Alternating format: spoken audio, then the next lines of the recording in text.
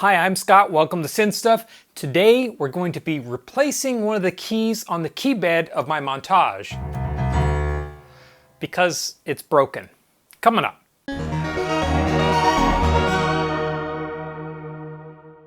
So I bought this Montage off Reverb last year and it was just a steal. It was such a great deal. The shipper packaged it up. It did a pretty good job of packaging it, but he was no match for the idiots at UPS.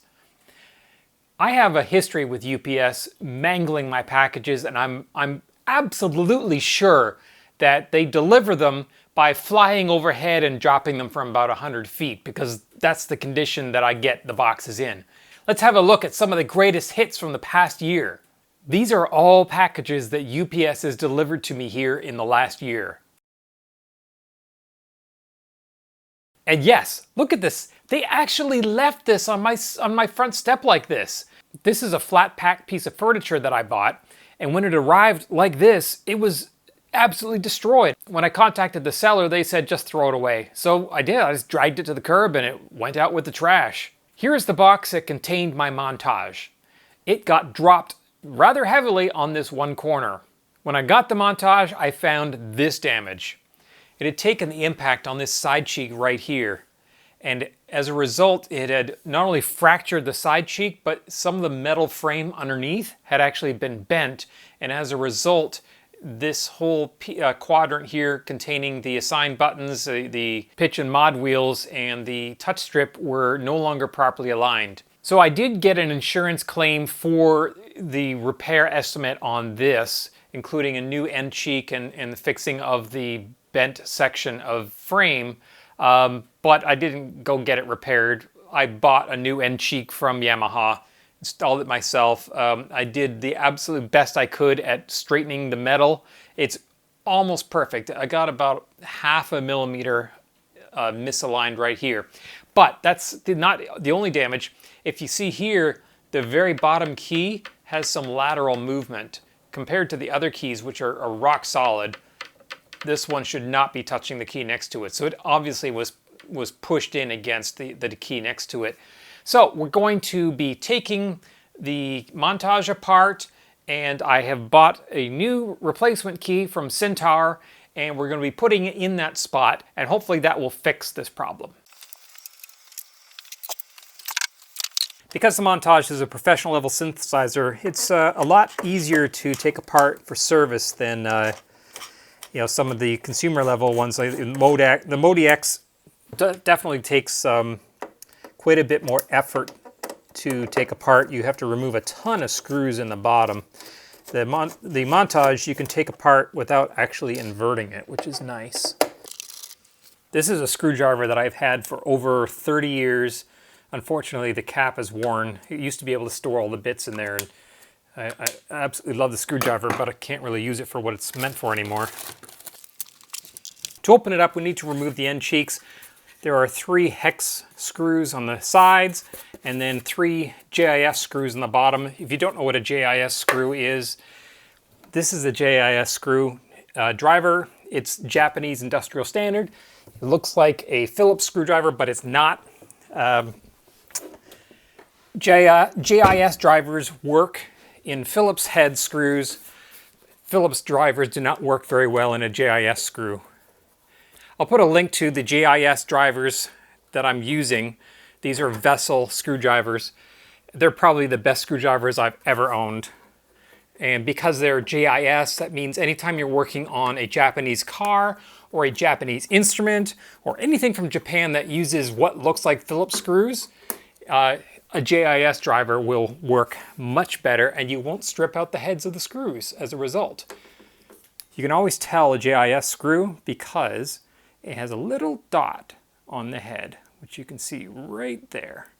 That indicates a JIS screw, so you want to use a JIS driver. And there's the left end cheek.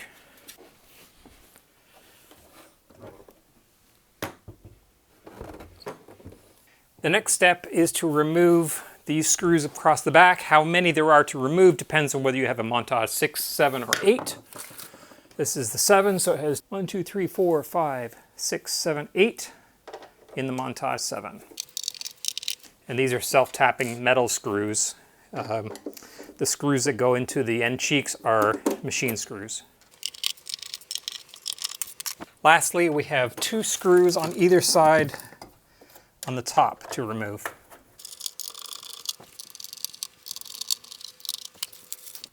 And once you remove those screws, you can just lift the top up just like this. It's hinged. So let's do that. Let me bring the camera around and we'll have a look and see what we can see. We can then just lift the top cover like this. And there we have the interior of the mighty Montage.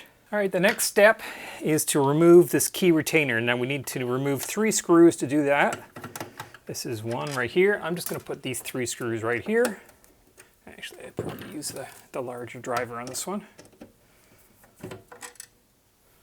And if you didn't notice, the vessel screwdrivers are magnetic. Aren't these fantastic screwdrivers? Okay, so this is the retainer that retains, makes it so these keys can't fall out on their own. So we'll just remove that retainer. And now we should be able to just push this back to remove it. There we go. So we push the key back, lift the back, and there we go. There's the key. And as you can see, the key is in fact fractured. You can see the break right there from that impact. Looking at the rest of the key, it looks like the damage was just to the key, not to the keyboard itself, which I'm very thrilled about. Because if this actually was damaged right here, that means a replacement of the entire key bed frame, which I really didn't want to do. Here is the replacement that came from Centaur. Let's open that up. And we open the box. And there is our replacement key. And it is the wrong one. One moment, please. Well, I just went and checked on my Centaur order, and sure enough, it was their mistake, not mine. I ordered a K61 WEB, and what they sent me was a K61 WBE. This is obviously for B or E, and what I need is the bottom E key. So I will replace this key back in there for now, so you can see how that goes. And then at some point when I do get the correct key from Centaur, I'll have to take this apart and do it again. But in the meantime, I'll finish this video up because, you know, it's half done anyway. So anyway, putting it back in, you do need some grease, assembly grease right up in the top here, as well as at the back end right in here. I don't know if you can see. Let me get some light on this. I have grease up here, and there's also grease down at this end as well. So you do need grease on both those areas. To put it back in, you basically hook in the bottom. So you bring it in like this, hook it in, top, and push back, and then it goes in. So I'll show you that technique right here. Hook in the bottom like that, then the top, and push down. That's it. Key's installed. And then you install the key retaining strip.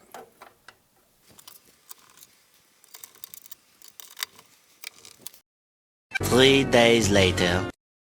This is just a quick follow-up to this video. I'm just going to throw this in afterwards. I did contact Centaur, and they overnighted me a key, the correct key this time. No charge, no problem, like I knew they would. I knew Centaur would step up. And there we have, that's the correct key that needs to go in there. So I've taken out the retaining strip, and we should be able just to take this key out just by pushing it forward and then pulling it back. Come on, out you get. There we go. So there's the broken one. And now we'll put some lithium grease on the new key. And we want it in 2 places. We want it right around in here. And we want a little bit right on these surfaces right here.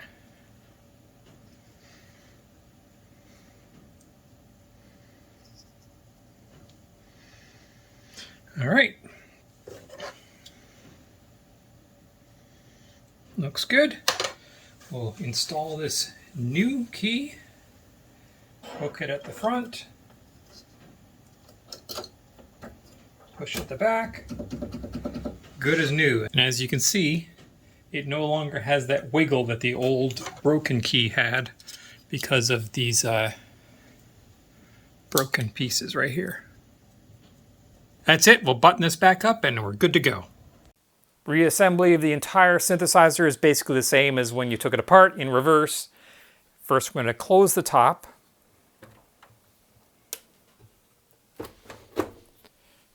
Two screws here, two screws here, all the screws across the back, end cheeks back in place.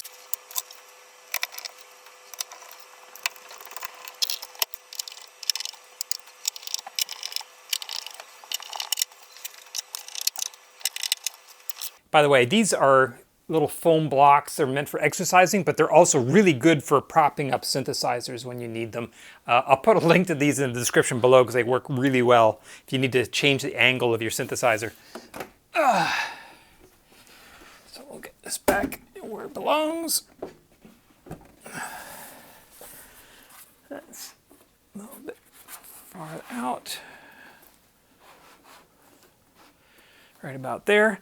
If you found this of any use or any interest, I know at least I showed how to get the key out and back in, and maybe you have a broken key on your Montage and now you know how to do it as well. So hopefully if that's the case, then maybe you can click like on this video because you like the video and you think it's worth clicking like on. Maybe you think that this video is so good that you should actually click subscribe, and that way every time I put out one of these videos you get notified. Wouldn't that be fantastic? Okay, Montage is ready to go, powered up, ready to play. I'm Scott, thanks for watching.